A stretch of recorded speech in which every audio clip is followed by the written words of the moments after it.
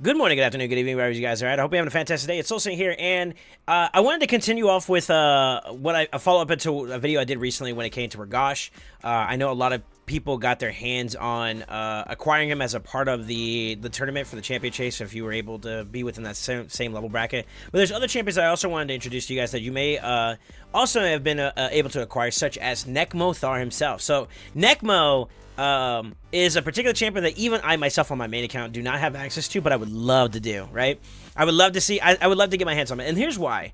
I'm going to do a breakdown on what his account, what his character can bring to the table for you, and like areas that he's very, very useful in. But I also will do a showcase with you. I had the luxury of being able to take a community member of ours. He's pretty well known within the community. Short on skills. If you haven't, if you see this, I appreciate you for it. But let me break down his kit. We'll show you an application of where you can see his kit thrive, and then in particular we'll talk about build-ups and like different ways you can kind of bring to the table with him, okay?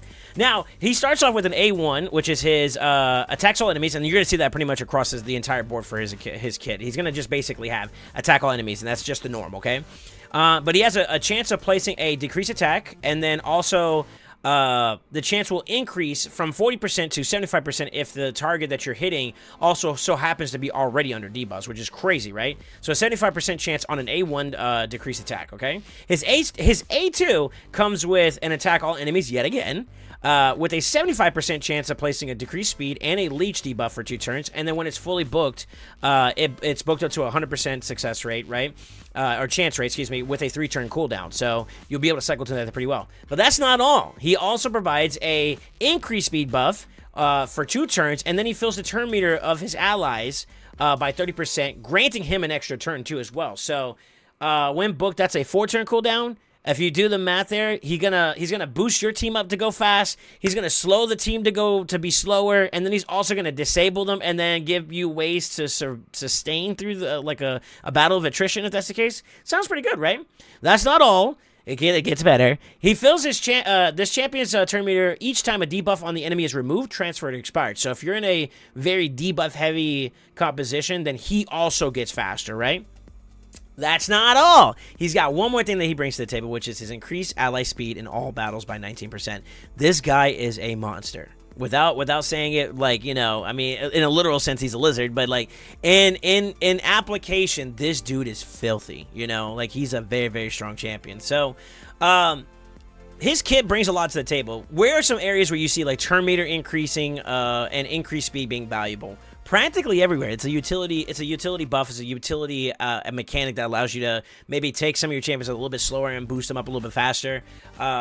Decreased attack, almost useful anywhere. You know, the less damage you take from offensive-based champions, or damage where the application of damage is coming from them from an attack standpoint, that making that like less likelier for you to incur damage is really, really good. Decreased speed, it's a utility disabling mechanic where, you know, they're going slower, which means you're cycling to your abilities more faster than they are, and that means that you're just getting value no matter how you look at it, right? And the leech itself is just really, really good. So, like, in general, this guy is pretty much all-encompassing, you know, hitting everybody, you know, disabling, enabling everybody in the sense for your team and then, of course, the enemy team. One of the biggest areas that I would say that I see a lot of value for Nekmo is Hydra. I think he's one of the best, if not amongst the best, for, like, utility champions. That brings a lot to the table. I am going to go ahead and switch over to some footage here, and I'm going to explain it and try to go along with it as we have time. Give me one moment, please. Behave yourselves, boys and girls, and let's go. So, I wanted to show you guys, and this is pre-recorded footage from Short.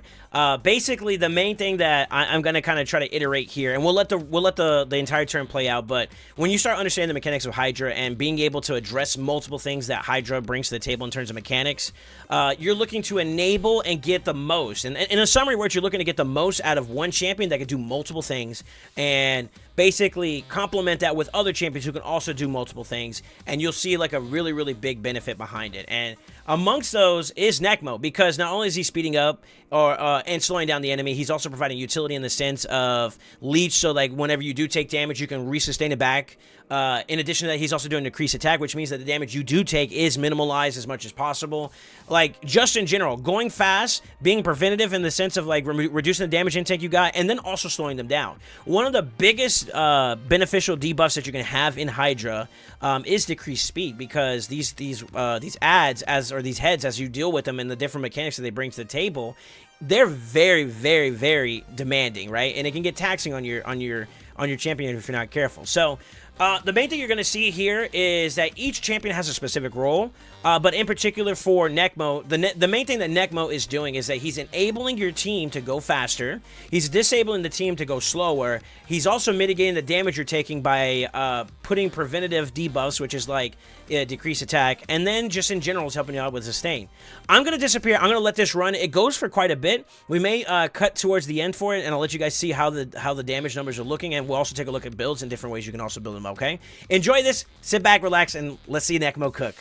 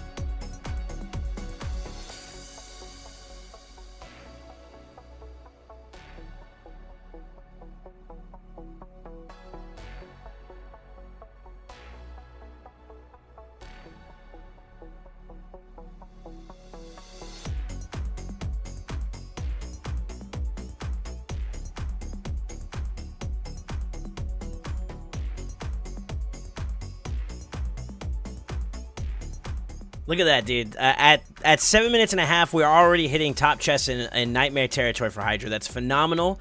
One thing I wanted to jump in and kind of talk to you guys about is that we did have a little bit of a moment where delaying Huss enemy max HP hit his A2 wasn't delayed right when Ganut was eaten, or basically grabbed by the head over there on the far right, and that did slow down a little bit of like Newt in terms of like targeting and processing. But I did want to kind of showcase one particular thing that we experienced, which was, and you'll see it down the road as we further progress, but like even with like some potential like mechanical hiccups where like maybe we're not delaying an ability that would help get someone out faster, or to do things that would like basically be a little bit more beneficial for the team, we have like really good established baseline of mechanic control, and believe it or not, having that decreased speed in play just gives us more opportunities to cycle back into these abilities so that we can establish control. And that's where like something where Nekmo shines the most at, in his ability to provide those debuffs have been very monumental. I'm going to disappear again, but I just wanted to show you guys a little moment here that like within 7 minutes and a half in this account, it's a phenomenal account.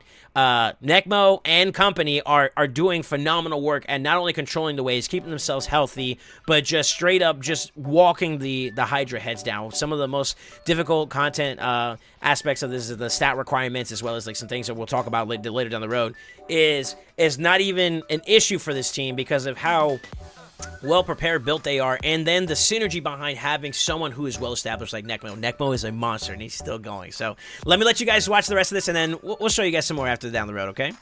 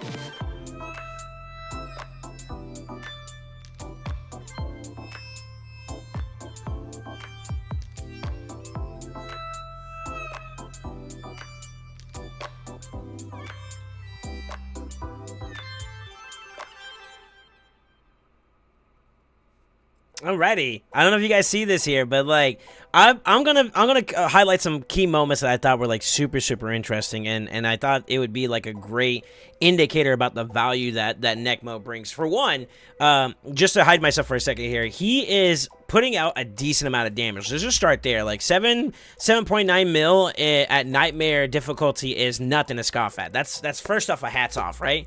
In addition to that too, though, a key point, roughly around like the 26-minute mark.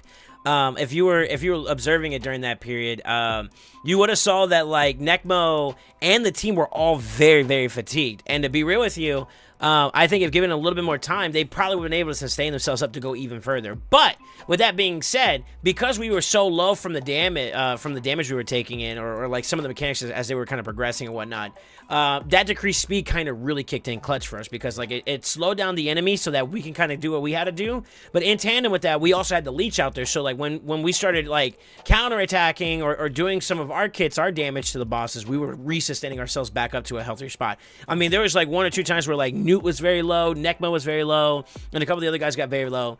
Eventually, it got to a point where we were unlucky, and the Wrathhead was close to 14 stacks, and then basically, you know, on the 15th one, he pops, right? And we end up forcing that with Nekmo, and that's something else I wanted to bring to light, too, is that because he's also attacking all enemies with his his A1 and his A2, you do have to be prepared for, like, some of those mechanics of Hydra where, you know, hitting a certain boss may not be at the right opportune moment, and you got to be willing to call that audible. But for a fully auto, and I also want to put a disclaimer out here, too, for the most part, this team was fully auto. The only thing that I was instructed to do was to prioritize the head of decay during the initial spawn points whenever it would come up, and from one, you know, the decapitated heads, or when you first start off with him in the initial starting point of the fight.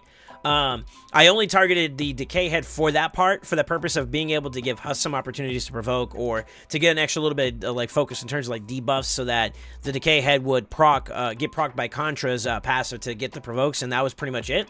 And then the only other thing I also kind of manualed a little bit in a sense was the focus in terms of like which head was eating somebody, and that's all I did. And even with that being said, I made some mistakes. I also, and this is the next part I'm going to bring up, during the 10-minute-and-a-half part, I ended up not targeting the head of decay when it first initially spawned, and as a result, he ended up clearing up the entire debuff bar for the enemies, and that's not an ideal situation that you want to have. You want to have control, and you want to maintain control at all points.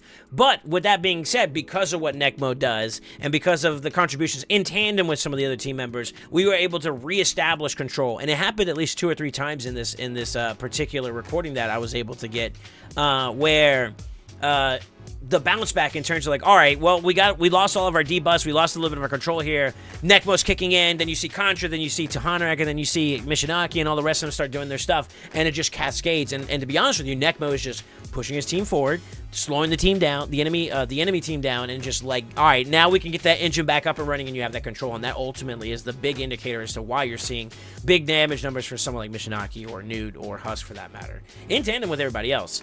One thing I did pull up down the road as well is the set bonuses that they were using for this particular composition, and I will go in and kind of do like a little brief like highlight over the way that the synergy of this works.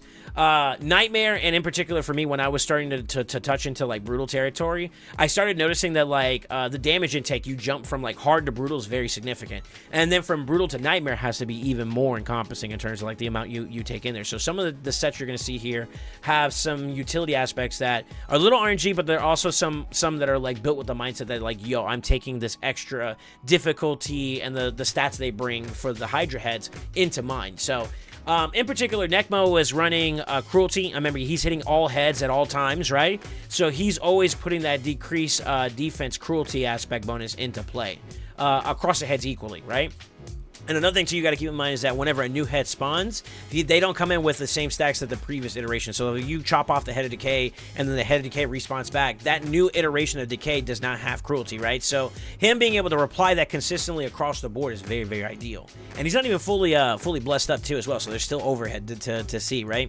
In addition to that, he's running Relentless and Perception. So I think Perception is kind of self-explanatory. The extra accuracy, the extra speed, very bueno for someone who's also speed ramping the team up, right? But he's also running Relentless, and this is the thought process I had behind it, you know?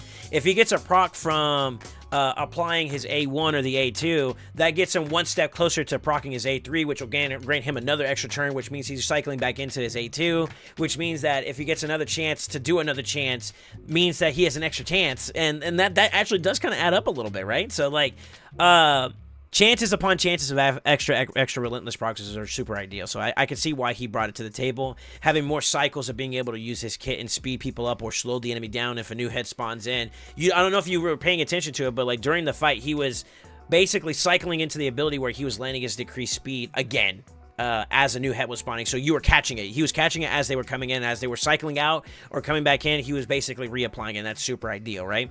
Tahanarak and in terms of importance, Contra, and this is something I talked about during the live stream when I was recording this with the community, was I noticed that Tahanarak and Contra had Guardian, which was really cool to see. With Perception, of course, Perception makes sense, right? With those stats and the utility you get from it is ideal, but being able to provide mitigation enabled like Nekmo, Newt, Mishinaki, and Husk to kind of prioritize their damage output the way they needed to, right? But in tandem with that, you know, Nekmo applying decreased attack, decreased speed, and then of course Leech is 3 of the 5 necessary debuffs that someone like Contra needs for her passive to kick in to enable that provoke that's important for Decay, right? Which is one of the more annoying heads and whatnot. Then you place that with Tahanarak also putting some decreased stuff out there, or you know, putting block buffs out there with Mishinaki Hex. You see that number slowly expand, but already hitting, you know, 3 of the 5 minimum requirements to get Contra to start kicking in is super ideal, right? And that was something that I noticed that was also a contribution. And I wanted to switch back over in-game to my site so I can kind of talk about, if you don't have Nekmo, and I'm just going to give you like some alternatives, some adjacencies that may have some comparable aspects behind what Nekmo does and who would be like a close iteration to him. One in particular that I use currently because I don't own Nekmo is Razavarg. Razavarg has the increased speed aura. He has the increased speed buff that you're getting, not the turn meter, so that's a loss that we're losing from Nekmo. We do get the leech from Razavarg, so that's also equivalent. And then the A1 is just technically damage that speeds up Razavarg himself, right? And then of course his passive is kind of selfish for him because every single speed increase he gives, every buff he gives there, he's bolstering his speed up, so he goes up a little faster. But the alternative in terms of comparison between like champions and what they do, Nekmo bringing that decreased speed is more utility, which ultimately is something that I would like to have on my team. Whereas like Razavarg's bringing more of a damage complement, like more of a complementary damage. So you're gonna have to look for your decreased speed elsewhere to you know, facilitate that particular need in terms of your composition. But to kind of like iterate in tandem with what we've been talking about is that like Nekmo covers so much that you can technically plug and play an additional DPS at the sake of him being in play. The same thing is also true for Tahanarak, right? Or Contra for that matter. Because of what they're providing in tandem with this composition, you're seeing a little bit more leniency with being able to provide maybe a little bit more of an aggressive approach in terms of builds, right? Like you see Husk in that Relentless as well, so he's enabling himself more opportunities. Same with Mishinaki, right? You don't have to worry about building up maybe a little too defensively because of the way that they're complementing each other. And that's going to be one of the biggest things in Hydra that you're going to look for, is you're going to look for, you know, champions that could do multiple things in one go, and also them doing that kit, does it complement using some other champions like, you know, Nekmo with Contra, for example, right? And I thought that's a really good indicator about what makes a champion super phenomenal in a particular area like Hydra, is that they're just providing so much, and then when you synergize them with other champions, you see it flourish. And throughout most of the fight, outside of my poor manualing, you know, my poor little interceptions that I forgot, like I missed like 2 opportunities, and towards the end there was like an iteration where like Contra and Husk, even with getting relentless procs and all that, they were unlucky with landing a provoke, so you know, getting that cleanse from the decay was super unfortunate, but yet again we still bounced back and we kind of grabbed it. And I thought that was like a really good indicator about like why that champion stands out amongst the best to provide the utility that he provides, you know.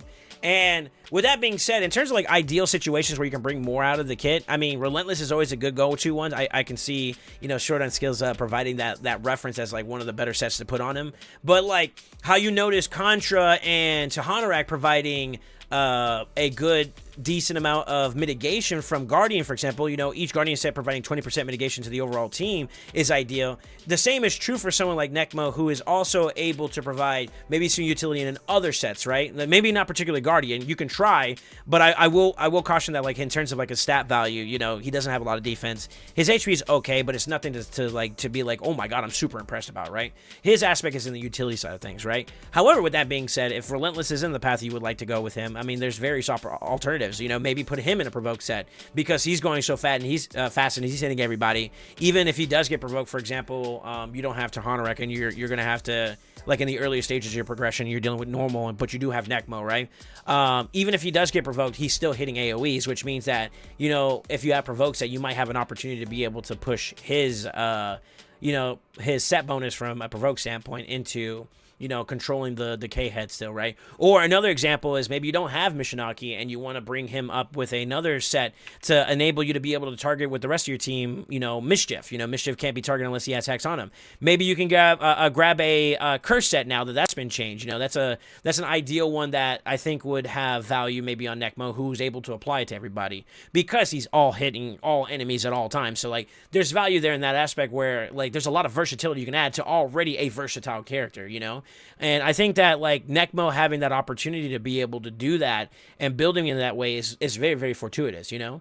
And I thought that would be like a clear indicator of some of the ways you can use him. As always, if you're in an early gamer account too, being able to use someone like Nekmo to push your team, kind of similar to a Deacon in a sense, where you're turn meter boosting, you're disabling the enemy through decreased defense, or in this case with Nekmo, decreased speed, you know, leech so you can sustain in fights more, decreased attack. I'll go ahead and go on record, like, leech and decrease attack are two decent debuffs that you can provide to a traditional style team in clan boss, for example, right? If you don't have that block damage or that unkillable champion just yet, we do have Emic on the way, so maybe that's coming soon for you. You know, you can facilitate maybe going the distance a little bit more easier by having someone like, you know, Nekmo, who provides that extra little bit of debuffing that may benefit you for survivability. And then, of course, as always, he's also speeding up your team. So maybe, you know, you're able to do a ally protection style composition while incorporating some speeds that'll enable you to maybe go 2-1 instead of your traditional 1-1 or 4-3 ratios, you know? As you're able to cycle more into your kit, you're able to do more, which ultimately means you're able to acquire higher rewards, right, from doing more damage or something along those lines. So, with that being said, phenomenal champion. I think that's really, really cool to see. I am going to show you a little bit more before I let you go in case you're interested in seeing how it played out and why it played out the way it is. Nekmo's stats were pretty nice. He was running 314 speed at base. When you apply, I believe I show it here in just a second, Hydra stats onto it, he's able to get like 326 speed, 4K, north of 4K defense, 4.1 for that matter, 40k HP, and then of course 369 resistance with a nice 413 accuracy. So like that was what he used in his team composition. And even if you can't hit those numbers specifically, you know, with progressing your live arena, you know, attempts and getting some medals that you can put in your area bonuses, you can put into Hydra or other areas like clan boss, like how we talked about how Nekmo provides that utility as well. These are all great aspects that, like, with building and, like, you know, fine-tuning and finding synergy with your composition, you'll see Nekmo, like, really, really do well. And I think that's kind of like a clear indicator that this is a champion that's worth the investment. So if you so happen to get him during that event, I definitely want to congratulate you. Also, from a mastery standpoint, I believe he went in an aggressive approach where, I'll disappear here for a second. Oh, there you go. He shows it right there perfectly. Where you can kind of see he went a lot of utility in terms of like accuracy. You may see Arcane Celerity, Lore Steel, maybe some resets in terms of his abilities in tandem with Relentless. So like, you know, chance procs at being able to cycle into his kit a little bit better. Then of course, you know, since he's hitting everybody, he might as well get some more master procs. You know, little small things that are indicative of like why he was able to do what he does. So I think this is like a really good showcase for him, and I want to give a salute yet again to Short on skills, Short on Bozo. I see you. But I hope this gives you like a good reference point of one of the many different ways you can utilize Nekmo to his potential, and I think it's really, really cool. With that being said, I hope you guys like, comment, subscribe, and if you haven't already, always remember, stay ascended.